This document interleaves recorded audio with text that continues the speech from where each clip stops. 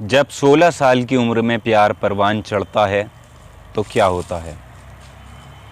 एक लड़का और एक लड़की कच्ची उम्र में जब पहली बार मिलते हैं तो वो चाहते हैं कोई तीसरा उनके बीच में ना आए, कोई तीसरा उन्हें डिस्टर्ब ना करे। जी हाँ, आज की कहानी है एक 16 साल की लड़की की जो अपने बॉयफ्रेंड से पहली बार मिलती है, लेकिन इस पहली मुलाकात में जो होने जा रहा था उसका अनुमान शायद किसी को नहीं था। ये कहानी है उत्तर प्रदेश के हरदोई की रीमा नाम की लड़की की मुलाकात अक्षत नाम के लड़के से होती है।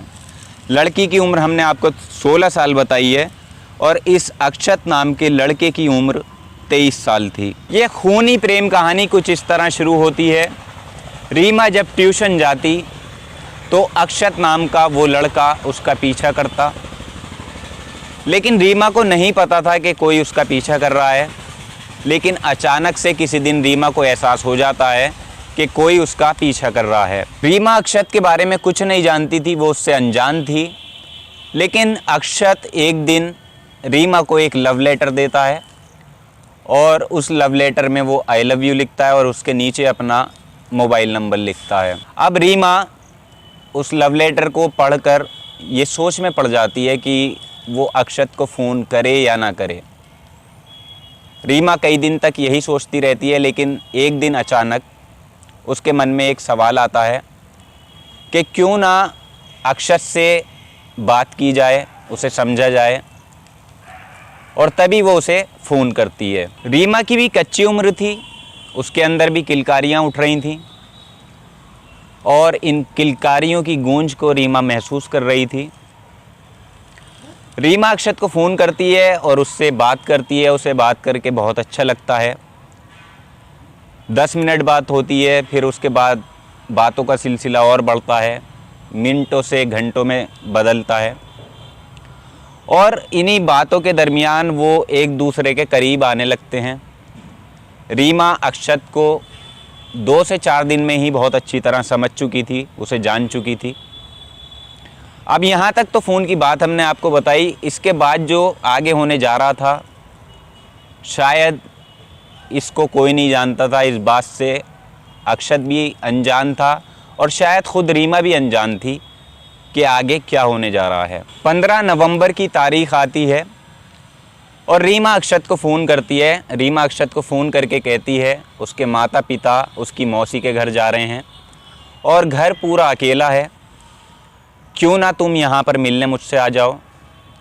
अक्षत भी सोचता है कि हाँ, ये मौका अच्छा है और अक्षत रात को ठीक 12 बजे रीमा के घर रीमा से मिलने पहुँच जाता है। लेकिन एक बड़ी अजीब बात जो रीमा ने पुलिस को बाद में बताई वो ये थी कि रीमा अक्षत से मिलने से पहले इंटरनेट पर सेक्स से जुड़ी हुई जानकारियाँ इकट्ठी करने लगती है, क्योंकि वो चाहती थी कि वो सेक्स के बारे में जाने, नॉलेज ले।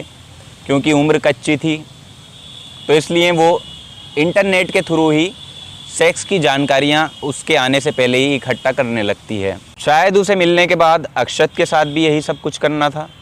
उसने बाद में पुलिस को बताया कि जब वो 16 साल की थी तब तक उसे किसी ने टच नहीं किया था, छुआ नहीं था, लेकिन वो चाहती थी उसे कोई छुए और कोई प्यार करे। प्यार का एहसास धीरे धीरे उसके अंदर पनप रहा था। 15 नवंबर की रात 12 बजे अक्षत रीमा के घर पहुंच जाता है। अक्षत और रीमा एक बेडरूम में चले जाते हैं और वही सब कुछ होता है जो आपके भी दिमाग में चल रहा है। अक्षत और रीमा एक दूसरे के साथ एक दूसरे के प्यार का मज़ा लेते हैं, लेकिन वो अनजान थे कि आगे एक तरह का एक हादसा होने वाला है। आगे ये होता है कि रीमा का भाई जो अपने मम्मी पापा के साथ नहीं गया था, वो दूसरे कमरे में सो रहा था। उसका नाम राहुल था, 14 साल उसकी उम्र थी।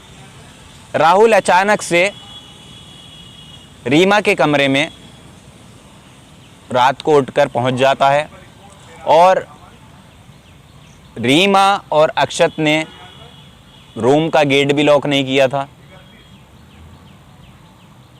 राहुल अंदर कमरे में पहुंच जाता है और अपनी बहन को ऐसी कंडीशन में देखता है, और शायद कोई भी भाई अपनी बहन को इस कंडीशन में देखना बर्दाश्त नहीं करेगा। राहुल से बर्दाश्त नहीं होता। राहुल कहता है कि मैं मम्मी पापा को सब कुछ सच बता दूंगा, जो कुछ भी मैंने यहाँ पर देखा है। रीमा उसे रोकती है, मना करती है, लेकिन राहुल नहीं मानता। राहुल पे एक तरह से बहुत ज़्यादा सर पे गुस्सा सवार था। जब राहुल नहीं मानता तो रीमा पास में पड़ी एक रॉड उठाती है, लोहे की वो रॉड थी, और राहुल के सर पे बहुत ज़ोर से वार करती है। राहुल रॉड लगने के बाद नीचे गिर जाता है फर्श पे, और चारों तरफ फर्श पे खून ही खून फैल जाता है। चोट इतनी तेज़ थी कि राहुल जो है ज़िंदा तो था, लेकिन दोबारा से उठने की उसके अंदर हिम्मत नहीं थी, लेकिन वो ज़िंदा था, उसकी सांसें चल रही थी। अब रीमा अक्षत से कहती है, अक्षत अब तुम्हारे प्यार का इम्तिहान है, अगला वार तुम्हें करना है। वो लोहे की रॉड अक्षत के हाथ में देती है और अक्षत से कहती है, अब तुम वार करो। आप देखिए, एक बहन अपने ही भाई को मारने के लिए कह रही है अपने आशिक से, लेकिन अक्षत शायद इस गुनाह से बचना चाहता था। और अक्षत भी हैरान हो गया था जब उसने वार किया, तो अक्षत को इस बात की नॉलेज नहीं थी कि वो क्या करने जा रही है, क्या करने वाली है। अक्षत रॉड को फेंक देता है और उससे मना कर देता है कि मैं इतना बड़ा गुनाह नहीं कर सकता, और अक्षत ये कह के घर से चला जाता है। अब रीमा दोबारा से उस रॉड को उठाती है और राहुल के सर पे बहुत तेज़ वार करती है, और तब तक वार करती रहती है जब तक राहुल की सांसें थम नहीं जाती। ये सब कुछ कहानी रीमा पुलिस के सामने बयान करती है, और पुलिस भी इस बात को सुनकर हैरान थी कि एक बहन अपने भाई की जान कैसे ले सकती है। एक बात और, आप हमें कमेंट सेक्शन में ज़रूर बताइएगा, इसमें इस कहानी में आपको क्या अक्षत गुनहगार लगता है। अक्षत ने वैसे गुनाह तो किया है, एक लड़की के साथ ऐसा काम किया, लेकिन ये जो मर्डर हुआ है इसमें अक्षत गुनहगार है या नहीं है, ये आप ये हमें कमेंट सेक्शन में ज़रूर लिखिएगा।